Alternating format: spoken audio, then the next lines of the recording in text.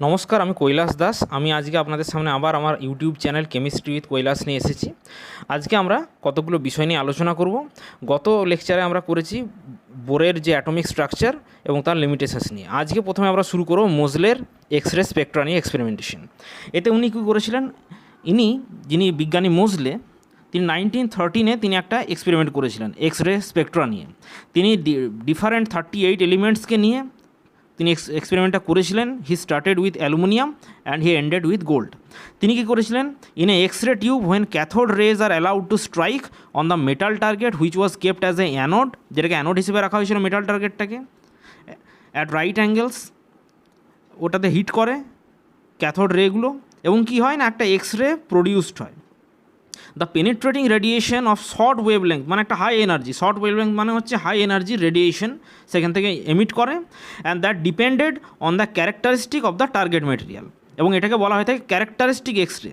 And the generated X rays were analysed and by using a crystal of potassium ferrocyanide as a diffraction grating, and the resulting rays were allowed to strike a photographic plate. এটাতে কি observe করেছিলেন তিনি, মানে তিনি কী করেছিলেন, এই যে x রেগুলো generated হয়েছিল বিভিন্ন মেটাল থেকে, সেটাকে তিনি একটা অ্যানালাইজ করেছিলেন পটাশিয়াম ফেরোসাইনাইডের ক্রিস্টাল গ্রেটিংকে ইউজ করে, এবং তিনি দেখেছিলেন যে the X rays were diffracted into spectra by crystal giving a characteristic groups of lines. বিভিন্ন লাইন দিয়েছে স্পেকট্রাগুলো, বিভিন্ন মেটালের ক্ষেত্রে এক্স রেগুলো তিনি অ্যানালাইজ করে দেখেছিলেন। সেই লাইনগুলো বিভিন্ন নাম দেওয়া হয়েছিল, কে, এল, এম, এই সমস্ত সিরিজ দেওয়া নাম দেওয়া হয়েছিল সেগুলোকে। এবং স্বাভাবিকভাবে এই যে শক্তিশালী এক্স রে, এটা সোর্স থেকে বেরোচ্ছে, মেটাল টার্গেট যেটা অ্যানোড হিসেবে রাখা রয়েছে সেটাকে আঘাত করছে, মানে সেটা হিট করার পর একটা এক্স রে প্রডিউস হচ্ছে, এবং এই এক্স রে এটা ওয়েভলেংথ অত্যন্ত শর্ট, এবং এটা কিসের উপর ডিপেন্ড করছে, এটা ডিপেন্ড করছে ক্যারেক্টারিস্টিক অফ দ্য টার্গেট মেটেরিয়ালের উপরে, এবং এটাকে অ্যানালাইসিস করা হচ্ছে পটাশিয়াম ফেরোসাইনাইড দিয়ে, মানে তার ক্রিস্টাল দিয়ে, এবং তারপর আমরা বিভিন্ন সিরিজ কে, এল, এম এই সমস্ত পাচ্ছি। এরপর আমরা যেটা দেখতে পাবো যে এই সমস্ত কে, এল, এম এই যে সিরিজগুলো আছে, এখানে তিনি দেখলেন ভালো করে মোজলে যে কে সিরিজে দুটো লাইন থাকছে, একটা হচ্ছে কে আলফা, একটা কে বিটা। এটা সমস্ত এলিমেন্টের ক্ষেত্রে পাওয়া গেছে, 38টা এলিমেন্টের ক্ষেত্রে। এবং তিনি আরও একটা লাইন পেয়েছিলেন এল সিরিজ, যেটা জিঙ্ক এবং হায়ার অ্যাটমিক ওয়েটের যে এলিমেন্ট তাদের ক্ষেত্রে পেয়েছিলেন, এবং অত্যন্ত হেভিয়েস্ট এলিমেন্টের ক্ষেত্রে এম সিরিজ তিনি পেয়েছিলেন। মোজলে অবজার্ভ করেছিলেন that as the atomic weight of the target material increases, the K alpha line যেগুলো সেগুলো that shifted regularly in the direction of the decreasing wavelength. তো স্বাভাবিকভাবেই এখানে আমরা দেখতে পাচ্ছি গ্রাফে যে যত অ্যাটমিক নাম্বার বাড়ছে, আমাদের এখানে কি দেখছি যে ফ্রিকোয়েন্সিটা বাড়ছে, ওয়েভলেংথটা কমছে আর কি, ডিক্রিজিং ওয়েভলেংথ। তো তিনি একটা সূত্র এখানে দিয়েছিলেন, যেটাকে মোজলের সূত্র বলা হয়ে থাকে, মোজলের রিলেশন বলা হয়ে থাকে, সেটা হচ্ছে রুট ওভার অফ নিউ, যেটা হচ্ছে কম্পাঙ্ক বা ফ্রিকোয়েন্সি, ইজিক্যাল টু এ ইন্টু জেড মাইনাস সিগমা। এটা হচ্ছে তার রিলেশনটা। এবং স্বাভাবিকভাবে the serial number of the appearance of the element in the periodic table was taken as a atomic number. তাহলে অ্যাটমিক নাম্বার কোনটা, এই যে এলিমেন্টগুলো যাদের এই সিরিয়াল নাম্বার অনুযায়ী এই ধরনের কে আলফা লাইনটা আমরা পাচ্ছি উইথ ইনক্রিজিং অ্যাটমিক নাম্বার, তো সেটাকে তিনি একটা সিদ্ধান্তে উপনীত হয়েছিলেন, এবং এই মোজলের সূত্রটা তিনি দিয়েছিলেন। এবং এই মোজলের যে সূত্র, তাতে আমরা যদি যাই তাহলে এটা কি, এটা হচ্ছে একটা প্রপোর্শনালিটি কনস্ট্যান্ট, সিগমাটাও হচ্ছে একটা কনস্ট্যান্ট, যেটা কে সিরিজের ক্ষেত্রে তার ভ্যালু হচ্ছে 1.0 এবং এলের ক্ষেত্রে হচ্ছে 7.4। In an atom there is a fundamental quantity which increases in regular steps as we pass from one atom to next, আর the quantity can only be the charge on the central positive nucleus. এটা Moseley বলেছিলেন। তাহলে উনি যেটা দেখেছিলেন যে এই যে অ্যাটমের ক্ষেত্রে একটা এমন কোনো ফান্ডামেন্টাল কোয়ান্টিটি আছে যেটা ইনক্রিজ করে কিসে না, একটা অ্যাটম থেকে অন্য অ্যাটমে গেলে, এবং এটা হচ্ছে কি একমাত্র সেন্ট্রাল নিউক্লিয়াসের যেটা পজিটিভ চার্জ, এবং সেখানে atomic number gives the net nuclear charge which in turn gives the number of electrons in the atom। কেন যতগুলো ইলেকট্রন থাকবে ততগুলোই প্রোটন বা পজিটিভ চার্জ থাকবে সেন্ট্রাল নিউক্লিয়াসে। এবং এখানে এই মোজলের সূত্র দিয়ে তিনটে জিনিস পাওয়া গিয়েছিলো, সেটা হচ্ছে আর্গন এবং পটাশিয়ামের যে স্থান পিরিয়ডিক টেবিলে, যেটা নিয়ে একটা ডিসপিউট ছিল, যেটা অ্যাটমিক মাস নিয়ে যখন আমরা ক্যালকুলেট করেছিলাম একটা ডিসপিউট ছিল, সেই ডিসপিউটটা এখানে ক্লিয়ার হয়। আর্গনটা 18 এবং পটাশিয়াম 19, তো আর্গনকে স্বাভাবিকভাবে আগে রাখা হয়, যেটা পরবর্তী, যেটা আগে ক্ষেত্রে পরে রাখা হয়েছিল। এবং একইভাবে টেলুরিয়াম এবং আয়োডিনেরও প্লেস, যেটা নিয়ে ডিসপিউট ছিল অ্যাটমিক মাস নিয়ে আলোচনার ক্ষেত্রে বা অ্যাটমিক মাসের ক্ষেত্রে সেটাকে যদি সাজানোর কথা বলা হয় সেক্ষেত্রে, তো পরবর্তীকালে সেগুলো রিজলভ হয়। পরবর্তীকালে আরও 4টে এলিমেন্ট নতুন এগুলো বার করা হয় পিরিয়ডিক টেবিলে, সেটা হচ্ছে টেকনিসিয়াম, প্রমিথিয়াম, হ্যাফনিয়াম এবং রেনিয়াম, যেগুলো হচ্ছে 43, 61, 72 এবং 75। এইগুলো ছিল মোজলের সূত্র থেকে পাওয়া গিয়েছিল এই বিষয়গুলো।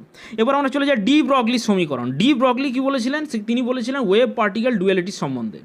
In 1924 de Broglie propose that moving small particle such as a electron have a wave nature. According to him light have both particle and wave nature. তিনি বলেছেন ইলেকট্রনের মতো যেগুলো ক্ষুদ্র পার্টিকেল সেগুলো একটা ওয়েভ নেচার থাকবে, তরঙ্গ ধর্ম। এবং তিনি একটা সূত্রও দিয়েছিলেন সেখানে, সেটা হচ্ছে particle of mass same having velocity v will have a wavelength lambda. এবং সেই সমীকরণটা যেটা তিনি বার করেছিলেন সেটা হচ্ছে lambda is equal to h by m v, যেখানে ভিটা হচ্ছে ভেলোসিটি অফ দ্য পার্টিকেল, এমটা হচ্ছে মাস অফ দ্য পার্টিকেল এবং ল্যামডাটা হচ্ছে তরঙ্গ দৈর্ঘ্য। আর পি সমান এম ভি মানে মোমেন্টাম। এটা বারও করা যায়, ডিডাক্ট করা যায়। কী করে করা যায়? সেটা হচ্ছে যে অ্যাকর্ডিং টু ম্যাক্স প্লাঙ্ক, আমরা আগেই দেখেছি energy of the photon E, photon মানে একটা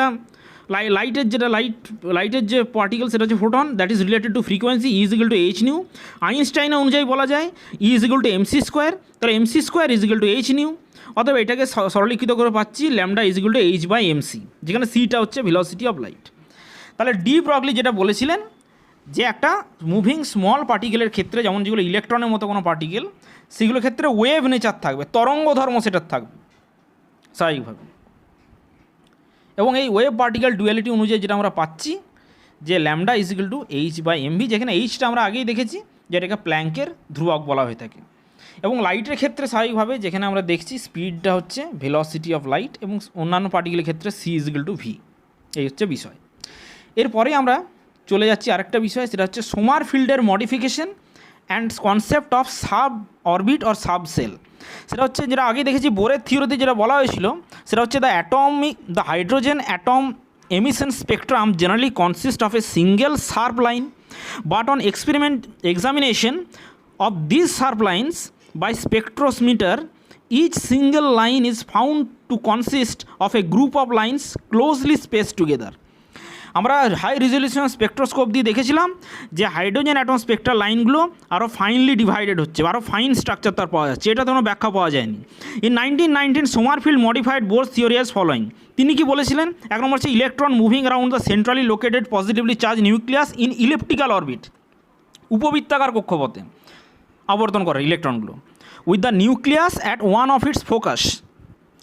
একটা উপবৃত্তের দুটো ফোকাস থাকে, তার একটা মেজর অ্যাক্সিস থাকে, মাইনর অ্যাক্সিস থাকে। আমরা উচ্চ মাধ্যমিক ম্যাথামেটিক্সে ইলিপস পড়েছি উপবৃত্ত। তো সেই আরেকটা জিনিস তিনি বলেছিলেন সোমারফিল্ড, যে the angular momentum of an electron in an elliptical orbit, উপবৃত্তাকার কক্ষপথে যে অ্যাঙ্গুলার মোমেন্টাম হয় ইলেকট্রনের, দ্যাট উইল বি কোয়ান্টাইজড, মানে ডিসক্রিট স্পেসিফিক কিছু ভ্যালু থাকবে। সে ভ্যালুগুলো কি? সেটা হচ্ছে m v r equal to root over of l into l plus one into h by two pi, যেখানে এলটাকে একটা নতুন কোয়ান্টাম নাম্বার বলা হয়েছে। এলটা হচ্ছে অ্যাজুমুথাল কোয়ান্টাম নাম্বার। আমরা আগে দেখেছি যে অরবিট বা কক্ষপথটাকে বলা হচ্ছে প্রিন্সিপাল কোয়ান্টাম নাম্বার, যেটাকে নাম দেওয়া হয়েছে ক্যাপিটাল যে স্মল এন। এরপর আরেকটা কক্ষপথের ধারণা আসছে, সেটা হচ্ছে উপবৃত্তাকার কক্ষপথ, যার দুটো ফোকাস থাকবে, এবং ফোকাসে কী হবে না কোনো একটা ফোকাসে নিউক্লিয়াসটা অবস্থিত থাকবে, এবং এভাবেই তিনি উপবৃত্তাকার কক্ষপথের একটা ধারণা দিয়েছিলেন সোমারফিল্ড। এবং অরবিটটা হচ্ছে কি না একটা স্পেশাল কেস, সার্কুলার অরবিটটা হচ্ছে special case of a elliptical orbit. আরও যদি দেখি আমরা, তিনি আরেকটা জিনিস বলেছিলেন, সেটা হচ্ছে ফর এ ফার্স্ট অরবিট, যার ক্ষেত্রে প্রিন্সিপাল কোয়ান্টাম নাম্বার হচ্ছে 1 মানে 1, সেখানে অরবিটটা কী হবে? সার্কুলার অরবিট হবে। কিন্তু যখনই ওই প্রিন্সিপাল কোয়ান্টাম নাম্বারের ভ্যালু হয়ে যাবে n ইজগুয়াল টু 2, 3, 4 এইগুলো, তখন কিন্তু সার্কুলার এবং তার সঙ্গে সঙ্গে ইলিপ্টিক্যাল দু ধরনেরই অরবিট পসিবল সেখানে। সেই জন্য সেটাকে ডিডিউস করার জন্য একটা সেকেন্ড কোয়ান্টাম নাম্বার, যেটা এল, তার ধারণা আনা হয় অ্যাজিমুথাল কোয়ান্টাম নাম্বারের। এল ইজিক্যাল টু কে মাইনাস ওয়ান, এল ইজিক্যাল টু কে মাইনাস ওয়ান। এই কেটা কি? এবার আমরা চলে আসি ইলিপসের ধারণায়। ম্যাথামেটিক্সে আমরা পড়েছি যে ইলিপস বা উপবৃত্তের মেজর এক্সিস এবং মাইনার এক্সিস থাকে। এবার length of the major axis divide by length of the minor axis, মানে দুটোর এক্সিসের যে অনুপাতকে নিই সেটা equal to n by k. তাহলে এন যখন কে সমান হয়ে যাবে, দুটো এক্সিস সমান হয়ে যাবে, তখনই একটা উপবৃত্ত কী হয়ে যাবে? বৃত্তের আকার ধারণ করবে। পরিধি বরাবর দুটো যদি দৈর্ঘ্য সমান হয়ে যায়, উপরে আর নিচে, তাহলে সেটা বৃত্তের আকার ধারণ করেছে। কে ইজ ইকুয়াল টু 1 2 3 থেকে n হতে পারে, এবং স্বাভাবিকভাবে আমরা দেখতে পাচ্ছি প্রিন্সিপাল কোয়ান্টাম নাম্বার যদি n হয় তাহলে কে এর ভ্যালু হতে পারে n কমা দিয়ে n-1 এরকম করে 1 অবধি, এটা কে এর ভ্যালু হতে পারে। তাহলে আমরা সাইডে দেখতে পাচ্ছি n এর ভ্যালু যখন 2, n বাই কে এর ভ্যালু 2 রকম হতে পারে, 2/2 2/1, মানে কি হচ্ছে সার্কেলও হতে পারে, 2/1 মানে ইলিপসও হতে পারে। তাহলে every l values represent a new sub orbit or subshell which is elliptical in shape. তাহলে প্রতিটা এল ভ্যালু কি রিপ্রেজেন্ট করছে, একটা উপকক্ষ বা সাব অরবিট, কার রেসপেক্টে, সেটা হচ্ছে যে একটা সার্টেন প্রিন্সিপাল কোয়ান্টাম নাম্বারের রেসপেক্টে। এবং আমরা দেখি এবারে যে প্রতিটা যে এল ভ্যালু যেটা একটা সাবসেলকে রিপ্রেজেন্ট করছে সেটা ছবিটা কেমন হবে। এবার ছবিতে চলে যায়, আমরা দেখতে পাচ্ছি এখানে কোনো একটা যদি প্রিন্সিপাল কোয়ান্টাম নাম্বারের ভ্যালু হয় n = 4, তাহলে তার কতগুলো সাবসেল হচ্ছে, আমরা এই 4 ধরনের ভ্যালু পাচ্ছি এখানে আমরা। l = 0, l = 1, l = 2, l = 3। তাহলে যখন n = 1 তাহলে আমরা পাবো একটা সাবসেল, n = 2 হলে দুটো সাবসেল হবে, কারণ কে এর ভ্যালুও দুটো হবে। n = 3 হলে কে এর ভ্যালুও 3টে হবে। তাহলে l কী হবে, l মানে হচ্ছে k-1, তো সেই অনুযায়ী l = 0 মানে সেটাকে আমরা বলা হচ্ছে s দিয়ে ডিনোট করছি সেই সাবসেলটাকে। l = 1 হলে সেই সাবসেলটাকে p দিয়ে মানে প্রিন্সিপাল দিয়ে মানে আমরা ডিনোট করছি। l = 2 হলে সেটাকে d বা ডিফিউজ দিয়ে ডিনোট করছি। l = 3 হলে সেই সাবসেলটাকে আমরা f বা ফান্ডামেন্টাল দিয়ে রিপ্রেজেন্ট করছি। তাহলে এই যে sp df এই ভ্যালুগুলো কোথার থেকে এসেছে, এগুলো স্পেকট্রাল লাইন যেগুলো আমরা পেয়েছি বিভিন্ন অরবিটের ক্ষেত্রে ইলেকট্রনিক ট্রানজিশনে, সেইখান থেকে আমরা এই ভ্যালুগুলো সেই এসপিডিএফ টার্মগুলো পেয়েছি। তাহলে এখান থেকে তিনি কি উপনীত হয়েছিলেন সোমারফিল্ড, সেটাও তিনি উপনীত হয়েছিলেন যে the presence of this extra subshell under a given orbit which possess slightly different energies from each other that explain the extra lines which were observed in hydrogen atom spectra under the high resolution spectroscope. তাহলে এই যে একটা certain অরবিটের আন্ডারে এতগুলো subshell রয়েছে এবং তাদের মধ্যে সূক্ষ্ম এনার্জির পার্থক্য রয়েছে, এদের মধ্যে যে ট্রানজিশন, সেই ট্রানজিশনের কারণে এই সূক্ষ্ম স্পেকট্রাল লাইনগুলো হচ্ছিল, এই তিনি ধারণায় এসেছিলেন। তো আজকে এই সব বিষয়গুলো নিয়ে আমরা আলোচনা করলাম। এই বিষয়গুলোতে আমরা খুব গুরুত্বপূর্ণ বিষয় ছিল সোমারফিল্ডের মডিফিকেশন, মোজলে এক্সরে এক্সপেরিমেন্ট, এগুলো। আগামী দিনে আমি হাইজেনবার্গের আনসার্টেনিটি প্রিন্সিপাল নিয়ে আসবো এবং আরও অন্যান্য বিষয় নিয়ে আলোচনা করব। চ্যানেলের সঙ্গে থাকবেন। ধন্যবাদ।